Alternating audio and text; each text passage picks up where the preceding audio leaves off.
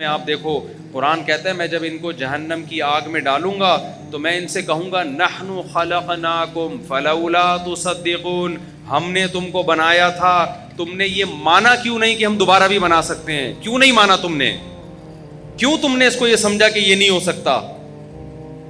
افرأیتم ما تمنون اانتم تخلقونہ ام نحن الخالقون، فرمایا پہلی دفعہ ہم نے بنایا تھا یا تم نے بنایا تھا؟ پہلی دفعہ بھی تو ہم نہیں بنایا تھا۔ تو بھائی یہ کانسیپٹ کلیئر کر لو کہ موت کے بعد کیا ہے، اس میں آپ کو کوئی کنفیوژن بولو نہیں ہونی چاہیے۔ اب کرنا کیا ہے؟ ہم نے مقصد حیات سمجھ میں آ گیا، اچھا عمل، اللہ کی عبادت، شکر گزاری۔ اب سوال پیدا ہوتا ہے کہ وہ شکر گزاری یا عبادت جس پہ اسلام ہمیں لانا چاہتا ہے اس کو ہم کیسے ایکسپلین کریں گے؟ کیا کرنا پڑے گا ہمیں جس سے ہم اللہ کے شکر گزار کہلائیں گے، جس سے ہم اللہ کے عبادت گزار کہلائیں گے، اور جس سے ہم اللہ کے ہم اچھا عمل کرنے والا کہلائیں گے؟ تو کیا کرنا پڑے گا ہمیں؟ میں سمجھا پا رہا ہوں؟ بس یہ بات کو میں سمیٹ رہا ہوں جلدی سے۔ اس کے لیے سورہ بنی اسرائیل میں اللہ نے 4 باتوں کا حکم دیا کہ جو آدمی 4 کام کر لے گا نا، اللہ کی نظر میں وہ عبادت گزار کہلائے گا، اللہ کی نظر میں وہ شکر گزار کہلائے گا، اللہ کی نظر میں وہ اچھا انسان کہلائے گا، اچھا عمل کرنے والا کہلائے گا۔ یہاں تک بات کلیئر ہو گئی؟ وہ 4 عمل کیا ہیں؟ سب سے پہلا دیکھو، یہ اچھے عمل کا مطلب نہیں ہے کہ آپ CA کرنا چھوڑ دیں، میری تقریر کا یہ ہرگز مطلب نہ سمجھیں کہ آپ اپنے بچوں کی بالکل بھی ٹینشن لینا چھوڑ دیں اور اسکولوں سے نکال کے ان کو ٹماٹر بیچنے پہ لگا دیں۔ ایسا نہ ہو میرے بیان کے بعد کوئی بچہ او لیول کر رہا ہو، ابا کہے بیٹا دنیا مسافر خانہ ہے، ٹماٹر بیچ۔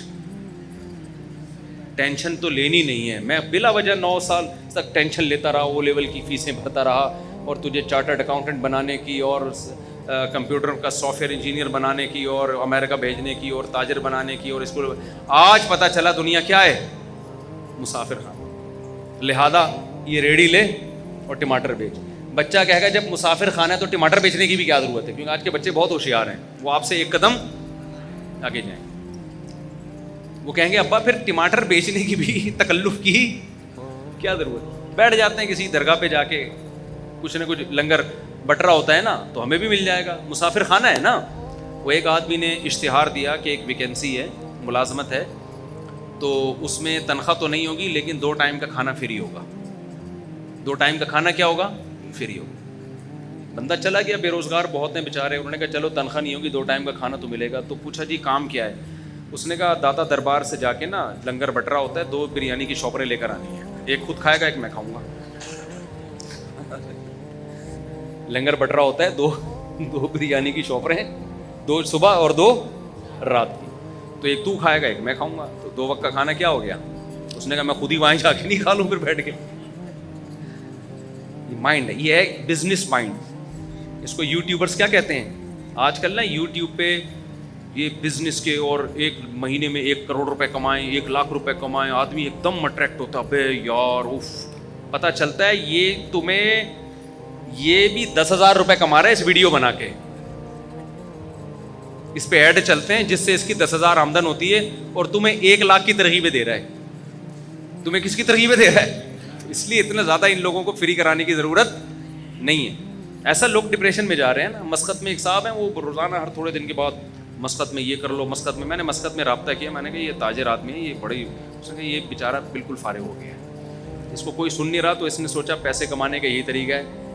پاکستان میں تو اب لوگ مایوس ہوئے ہیں، تو مسقط میں یہ، انہوں نے کہا ہم مسقط میں رہتے ہیں، کچھ بھی نہیں ہے ایسا ہے، لیکن یہ نہیں بتائے گا، آپ خود جاؤ تحقیق کرو تو پھر پتہ چلے گا آپ۔ تو اب آپ نے دنیا کو سمجھ لیا مسافر خانہ۔ جی مفتی صاحب نے کہا ہم آخرت کے لیے پیدا ہوئے ہیں، اور یہ both are made for each other بھی نہیں ہیں، اور ابا کے لیے بھی نہیں بنے، اماں کے لیے بھی نہیں بنے، بچوں کے لیے بھی نہیں بنے، تو اس سے تو رہبانیت آئے گی نا، رہبانیت، دنیا کو لات مارنا آئے گا، پھر ہم تو ترقی میں اور پیچھے رہ جائیں گے۔ کیا خیال ہے؟ گورا تو پھر ہمیں اور غلام بنا لے گا، تو ہم اللہ کی عبادت تو بعد میں ہوگی، پہلے کس کی عبادت شروع ہو جائے گی؟ گورے کی، جو کر رہے ہیں ہم بھکاری کیوں ہیں؟ سائنس ٹیکنالوجی میں اگر ہم آگے ہوتے تو بھکاری ہوتے؟ تو اسلام کسی ایسی بات کا حکم دے سکتا ہے جس سے آپ اور بھکاری بن جاؤ؟ کیا خیال ہے؟ اکاؤنٹنگ کا علم تو اسلام نے سکھایا سب سے پہلے. سورہ بقرہ کی سب سے لمبی آیت اکاؤنٹنگ کی فضیلت میں نازل ہوئی ہے. قرآن کی سب سے لمبی آیت سورہ بقرہ کی بھی نہیں, پورے قرآن کی, جس میں اللہ نے معاملات کی لکھت پڑھت کا حکم دیا ہے تاکہ جھگڑا نہ ہو. تو چارٹرڈ اکاؤنٹنٹ یہی تو کرتا ہے کہ جھگڑے سے بچاتا ہے. کیا خیال ہے بھائی جان؟ تبھی اکاؤنٹنگ کے علم کی بنیاد سب سے پہلے مسلمانوں نے رکھی ہے. گوروں نے مسلمانوں سے لیا یہ علم. تو مسافر خانے کا یہ قطعاً مطلب نہیں ہے کہ آپ سب بچوں کو کس پہ لگا دیں, ٹماٹر بیچنے پہ لگا دیں. پھر مسافر خانے کا مطلب کیا ہے؟ وہ اللہ نے بتایا ہے 4 شرطیں پوری کر لو تو عبادت گزار بھی کہلاؤ گے, 4 شرطیں پوری کر لو تو شکر گزار بھی کہلاؤ گے, 4 شرطیں پوری کر لو تو اچھا عمل کرنے والا بھی کہلاؤ گے, اور پھر میری طرف سے دنیا میں بھی کامیابی اور آخرت میں بھی. وہ 4 شرطیں کیا ہیں؟ سورہ بنی اسرائیل میں وَمَنْ أَرَادَ الْآخِرَةَ, یہ 4 شرطیں گورے میں نہیں پائی جاتی. یہ 4 شرطیں گورے میں نہیں پائی جاتی. جب آپ میں یہ 4 شرطیں پائی جائیں گی تو آپ گورے سے آگے نکل جاؤ گے. سمجھتے ہو؟ پیچھے نہیں رہو گے آپ, بلکہ کیا ہو جاؤ گے آپ آگے نکل جاؤ گے. پہلی شرط وَمَنْ أَرَادَ الْآخِرَةَ, ہر کام میں ارادہ آخرت کا ہونا چاہیے, دنیا کا نہیں ہونا چاہیے. وہ جو ڈرامہ ہم نے بچپن میں, ڈرامے دیکھنا صحیح نہیں ہے, بچپن کی بات کر رہا ہوں میں. اس وقت کے ڈرامے ایسے ہوتے تھے کہ آدمی غیر مسلم ڈرامہ دیکھ کے مسلمان ہو جاتا تھا. لڑکیاں شرعی پردہ کر لیتی تھیں ڈرامہ دیکھ کر. ایسے ایسے زولق کا دور تھا نا, تو وہ دوپٹے میں, ہیروئن بھی دوپٹے میں آتی تھی, ٹھیک ہے, اور جو ہیرو ہوتا تھا سرسوں کا تیل لگا کے آتا تھا سائڈ کی مانگ نکال کے. وہ ہیرو زیادہ شریف لگ رہا ہوتا تھا اپنے بچے سے. آپ کہتے تھے اس ہیرو سے ہی سیکھ لے تو کچھ. تو وہ ڈرامے وہ بھی جائز نہیں تھے, لیکن ایک مثال دے رہا ہوں میں. وہ بچپن میں کوئی سبق آموز چیز مل گئی. تو اب مجھے ایک بات بتاؤ, قرآن کہتا ہے وہ جو پائلٹ بننے کے لیے گیا تھا اور کیلے کے چھلکے پہ پھسل گیا اور ہڈی ٹوٹ گئی اور پائلٹ نہ بن سکا, وہ ناکام تھا نا. ڈرامے میں تو یہی دکھائی ہے, یہ ناکام ہو گیا ایک آدمی کی مسٹیک کی وجہ سے. لیکن اگر وہ قرآن کی شرط پہ عمل کرتا, ومن اراد الآخرہ, جو بھی عمل اس میں نیت کیا ہو آخرت کی, تو وہ پھسلنے سے ناکام نہیں ہوتا. اللہ قیامت میں اس کا شمار پائلٹ میں اٹھاتے, اور اللہ کہتے یہ وطن کے دفاع کے لیے, مجھے راضی کرنے کے لیے جہاز اڑانا سیکھ رہا تھا. اگر یہ اپنے مقصد میں کامیاب ہو گیا تو بھی کامیاب, نہیں ہو گیا تو اس کا شمار مجاہدین میں لکھ لیا گیا. نبی صلی اللہ علیہ وسلم نے فرمایا ارمو بنی اسرائیل ارمو فإن اباکم کان رامیا. صحابہ سے فرمایا تیر اندازی سیکھو, اس لیے کہ تمہارے باپ اسماعیل تیر انداز تھے. تو ہمارے نبی نے تو ہمیں دفاع کا حکم دیا ہے. آپ صلی اللہ علیہ وسلم نے فرمایا الخیل معقود فی نواصیھا الخیر الی یوم القیامہ. گھوڑے کو نبی نے عزت دی اس لیے کہ اس پہ جہاد ہوتا ہے. آپ صلی اللہ علیہ وسلم نے تیر اندازی کی فضیلت بیان کی, نشانہ بازی کی. قرآن میں آتا ہے اعدوا لهم ما استطعتم من قوہ, دشمن اسلام کے خلاف جتنی طاقت اکٹھی کر سکتے ہو کرو. نبی نے فرمایا الا ان القوۃ الرمی, فرمایا طاقت سے اللہ کی مراد ہے پھینکنے کی صلاحیت بڑھاؤ, اپنی تیر کی صلاحیت. تو جہاز بھی تو بم پھینکتا ہے نا لے جا کے. سمجھ میں نہیں آ رہی میرا خیال بات؟ ترہبون بہ عدو اللہ وعدوکم, اللہ کہتے ہیں اپنے آپ کو اتنا مضبوط کر لو کہ اپنے اور اللہ کے دشمنوں کو اس سے ڈراؤ تم. تو اگر ہمارے پاس پائلٹ ہی مارکیٹ سے شارٹ ہو جائیں تو ہم ڈرا سکیں گے دشمنوں کو؟ ہمارے سارے پائلٹ نکل گئے اللہ اللہ کرنے کے لیے نا, کہ جی ٹماٹر بیچوں گا, مفتی صاحب نے بیان کیا دنیا مسافر خانہ ہے, لہذا ہم کیا کریں گے, اب ٹماٹر بیچیں گے. اب ہم پائلٹ بھی نہیں بنیں گے, اب ہم ٹماٹر بیچیں گے. تو ہماری ایئر فورس کی ایسی کی تیسی. اب جب انڈیا آئے گا حملہ کرنے کے لیے تو ٹماٹر پھینکیں گے نا ہم جہازوں پہ, اور ہمارے پاس تو ٹماٹر ہی ہوں گے. کیا خیال ہے؟ لہذا آپ پائلٹ بننے کو ہدف بناؤ بھائی. ہمیں ضرورت ہے اچھے پائلٹوں کی, راشد مہناز جیسے پائلٹوں کی. راشد مہناز کا ہدف اگر پائلٹ برائے پائلٹ ہوتا تو خدا کی قسم وہ ملک کے دفاع کے لیے جہاز کو نیچے نہیں گراتا وہ, کیونکہ اس کا مستقبل تباہ ہو رہا تھا اس میں, جو بظاہر ہو گیا. آپ نشان حیدر دو, اس سے راشد مہناز کو کیا فائدہ ہو رہا ہے؟ باقیوں کو تو موٹیویشن مل رہی ہے, لیکن راشد مہناز کو فائدہ آخرت کا ہو رہا ہے. اگر اس نے یہ کام کس کے لیے کیا؟ اللہ کے لیے کیا, دنیا کے لیے نہیں کیا اس نے. سمجھ میں آ رہی ہے بات کہ نہیں آ رہی ہے؟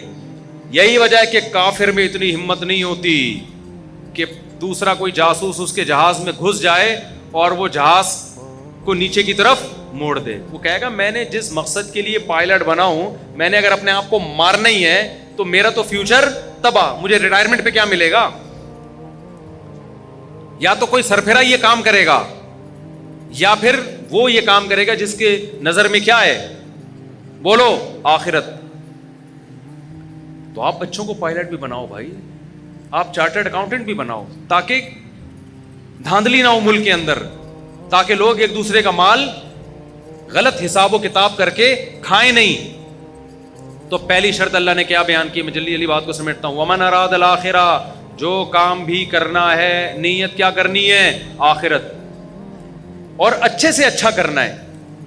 سوال پیدا ہوتا ہے نا, کوئی کہے گا بھائی پھر ٹماٹر بیچنے میں بھی تو آخرت کی نیت ہو سکتی ہے. یقیناً ہو سکتی ہے.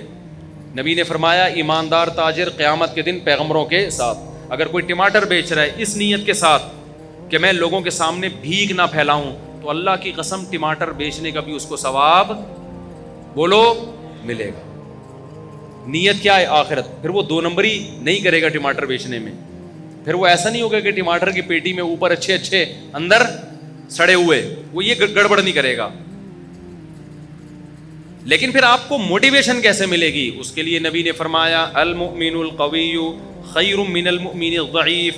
طاقتور مومن اللہ کو کمزور مومن سے زیادہ محبوب. تو طاقت جسمانی بھی ہو سکتی ہے, سائنس اور ٹیکنالوجی کی قوت بھی. طاقت کی ڈیفینیشن یہ ہے کہ آپ وہ کچھ کر سکتے ہو جو دوسرا نہیں کر سکتا. تو آپ جب کسی اچھی پوسٹ پہ جاتے ہو تو آپ وہ کچھ کر سکتے ہو جو ایک عام آدمی رکشہ چلانے والا اور ٹماٹر والا نہیں کر سکتا. تو آپ اس نیت سے حکومت کی لگام اپنے ہاتھ میں لینے کی کوشش کرو. آپ اس نیت سے ترقی کی کوشش کرو کہ میں ایک پاورفل مسلمان بننا چاہتا ہوں. اور ہمارے نبی کو پاورفل مسلمان وہ کمزور اور ضعیف مسلمان سے زیادہ محبوب ہے. اور نبی نے فرمایا مجھے نہیں بلکہ کس کو محبوب ہے, اللہ کو زیادہ محبوب. بات آ رہی ہے سمجھ میں.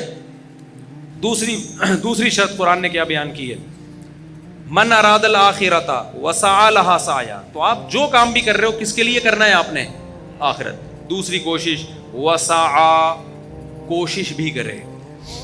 صرف نیت کافی, آپ نے بیٹھ گئے کہ جی آخرت ملتی ہے محنت کرنے سے, اچھا یعنی طاقتور بنوں گا میں جناب بیوروکریسی میں جاؤں گا, میں اچھا تاجر بنوں گا, پیسہ کماؤں گا تاکہ مسلمان مضبوط ہوں, میں سائنس اور ٹیکنالوجی کے میدان میں ترقی کروں گا. صرف کس کے لیے, اللہ کے لیے. یا میں ٹماٹر ہی بیچوں گا, تجارت کروں گا, کس کے لیے, اللہ کے حکم کو پورا کرنے کے لیے. آخرت نیت ہے میری, تاکہ صدقہ کروں, بھیک نہ مانگوں. اب کر نہیں رہے آپ, پڑھے ہوئے امتحان آ رہے ہیں, پڑھے ہوئے ہیں آپ.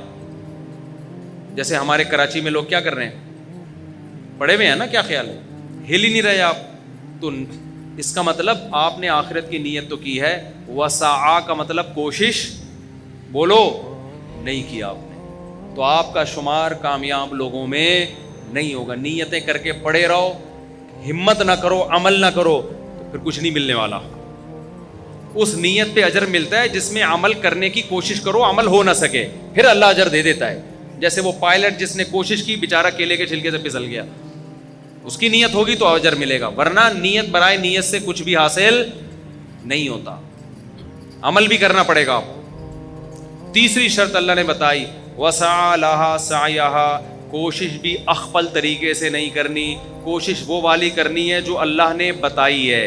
آپ اللہ کو راضی کرنے کے لیے وہ کوشش کرو جو اللہ نے نہیں بتائی, اللہ نہیں مانے گا. آج کتنے ایکٹر ہیں, اداکار ہیں, ناچنے والی فنکارہ ہیں, ان سے پوچھا جاتا ہے کہ آپ کو یہ عزت کیسے ملی, کہہ رہے بس اللہ کے لیے ہم نے ایک یعنی یہ تو اللہ کا ہم پہ بڑا فضل ہوا, ہم ڈانس کلب میں گئے, ہم نے وہاں ڈانس سیکھا اور لوگوں کو انٹرٹین کرنے کا ہم ذریعہ, ملک کی ترقی کا ہم ذریعہ بن رہے ہیں.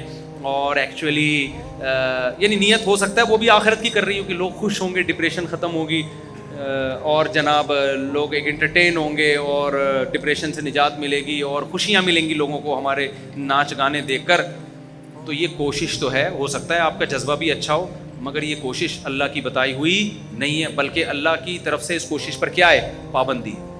آپ نے دیکھا ایک آدمی ٹینشن کا مریض ہے, آپ نے چرس کی پڑیا پکڑا دی, اس کو ذرا سٹا لگا تو بالکل ٹھیک ہو جائے گا, ٹھیک ہو بھی گیا, آپ کی نیت بھی اچھی تھی, انسانیت کی خدمت, لیکن اس سٹے پہ آپ کو ثواب بولتے کیوں نہیں ملے گا. آپ سودی بینک میں جاب کرنا شروع کر دیا آپ نے, سودی بینک میں, کہ میں اپنے جو مجھے تنخواہ ملے گی میں اپنے باپ کی خدمت کروں گا, اس کو حج پہ بھیجوں گا, عمرے پہ بھیجوں گا. نیت آپ کی اچھی ہے, ثواب 2 ٹکے کا آپ کو, کیونکہ حرام پیسوں سے باپ کی خدمت پہ ثواب نہیں ملتا. سمجھ رہے ہو؟ آپ نے رشوت لے کے آپ نے کہا مسجد بناؤں گا, میں نے رشوت آج شراب کباب میں اڑا دی, آج مجھے اللہ نے ہدایت دی ہے, میں ان رشوت کے پیسوں سے مسجد بناؤں گا.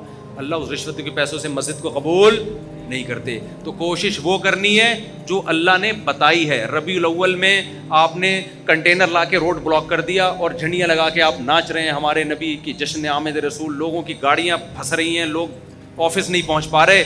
اس کوشش پہ آپ کی نیت اچھی ہو سکتی ہے, ثواب آپ کو نہیں ملے گا. کیونکہ ہمارے نبی تو تہجد کے لیے اٹھتے تھے نا, تو اس کی کوشش کرتے تھے کہ گھر والوں کی آنکھ نہ کھلے گئی, وہ ڈسٹرب نہ ہو. سلام کرتے تھے رات کو اگر گھر میں آ رہے ہیں اتنی آہستہ سے کہ جو سو رہا ہے وہ اٹھے نہیں, جاگ رہا ہے وہ جواب دے دے. وہ نبی یہ کیسے برداشت کریں گے کہ میرے نام پہ پورے ملک کو آپ محرم پہ امام حسین کے نام پہ موبائل کو سارے سگنل بند ہو جائیں, لوگ ایک ٹینشن میں آ جائیں. ملیشیا سے ایک تاجر آئے, ان کی میٹنگ تھی, وہ اتفاق سے محرم میں پہنچے. وہ کہہ رہے ہیں یار ہم کراچی ایئرپورٹ پہ اترے ہوئے, کسی کا کسی سے رابطہ ہی نہیں ہو رہا, سگنل سارے کیا ہو گئے, بند. کہہ رہے ہیں یار ملیشیا میں تو یہ نہیں ہوتا. میں نے کہا یہاں تو محرم میں الگ چیزیں پروگرام چلتے ہیں, ربیع الاول میں الگ چلتے ہیں, سفر میں الگ چلتے ہیں, ہر چیز میں ایک الگ ہی. نبی نے فرمایا جو راستے سے تکلیف دہ چیز نہیں اٹھاتا وہ مومن نہیں ہے. تو جو راستے میں کنٹینر پھینک کے روڈ بلاک کرتا ہے وہ کہاں سے مومن ہو گیا؟ ایک کانٹے سے تکلیف زیادہ ہوتی ہے, یہ کنٹینر سے ہوتی ہے.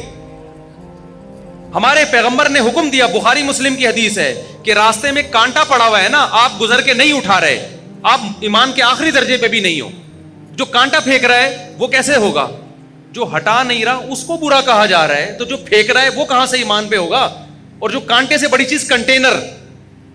کتنی خواتین جو پریگننٹ ہوتی ہیں, جن کو ایمرجنسی ہاسپٹل میں پہنچنا ہے, وہ جلسوں میں ٹریفک میں جام.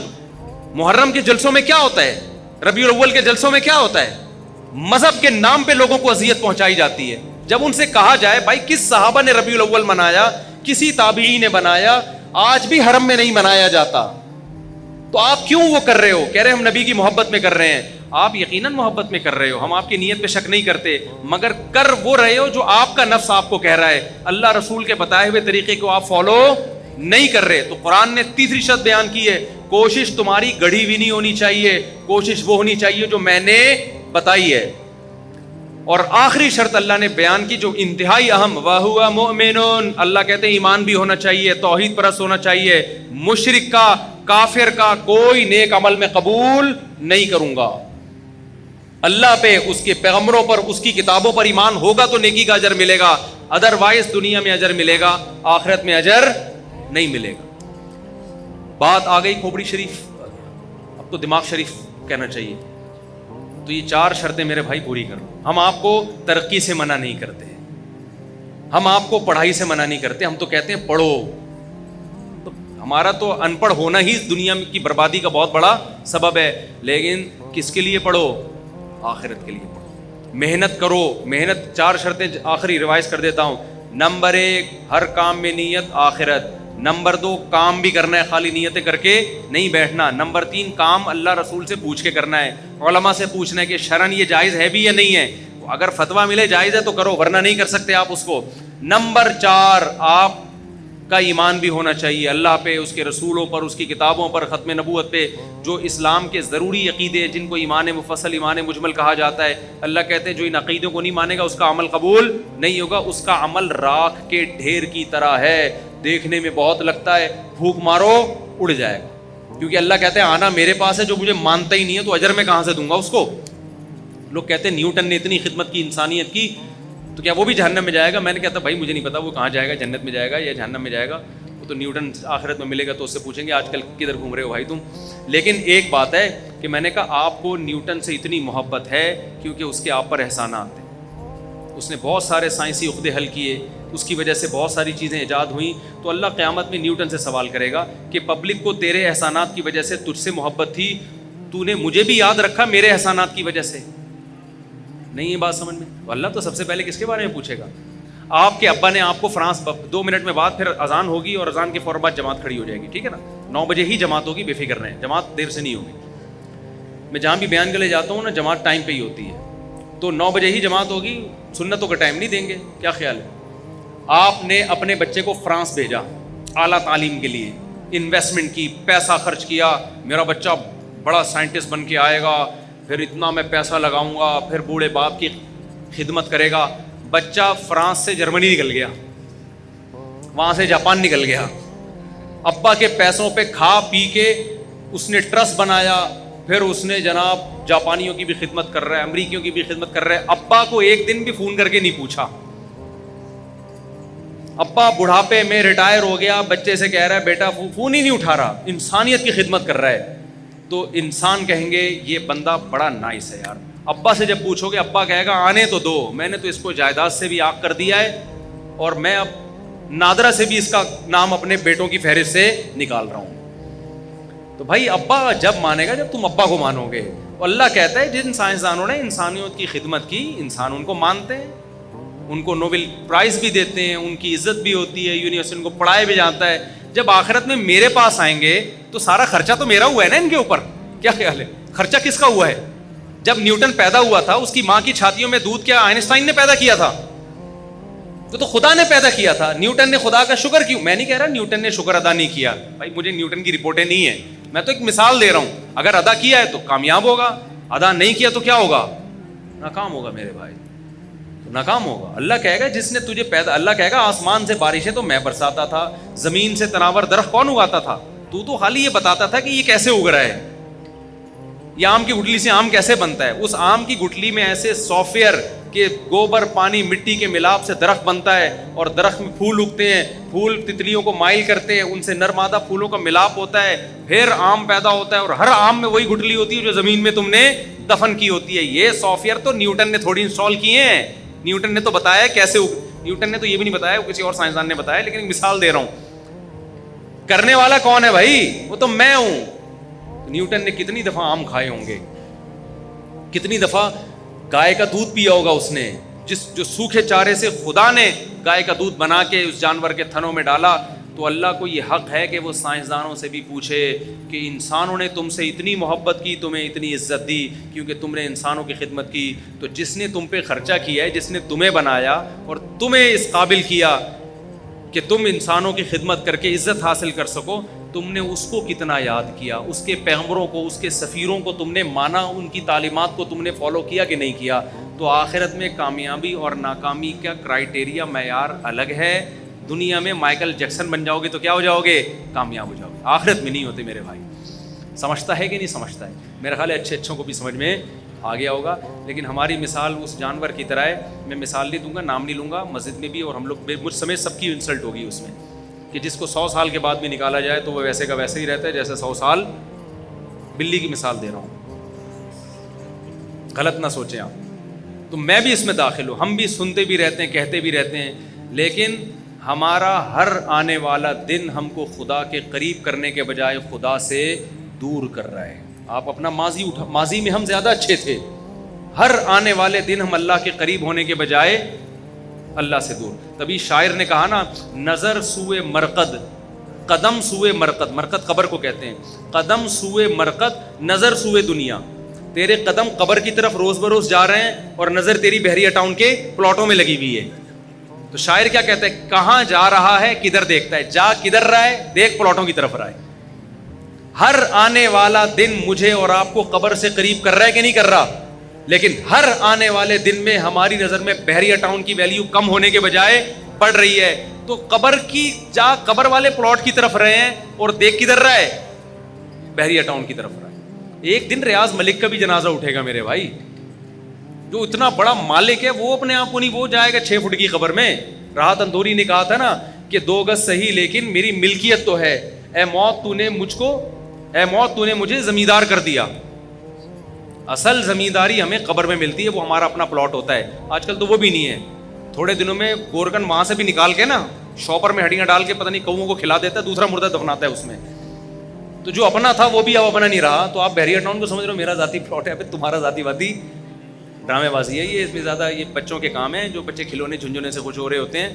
تو آپ بھی بلڈنگوں سے کیا ہو رہے ہو, جھنجھنوں سے خوش ہو رہے ہو. تو یہ خوش نہ ہو, کیونکہ یہ خوشی آپ کو ڈپریشن میں لے کے جائے گی. اللہ سمجھنے کی عمل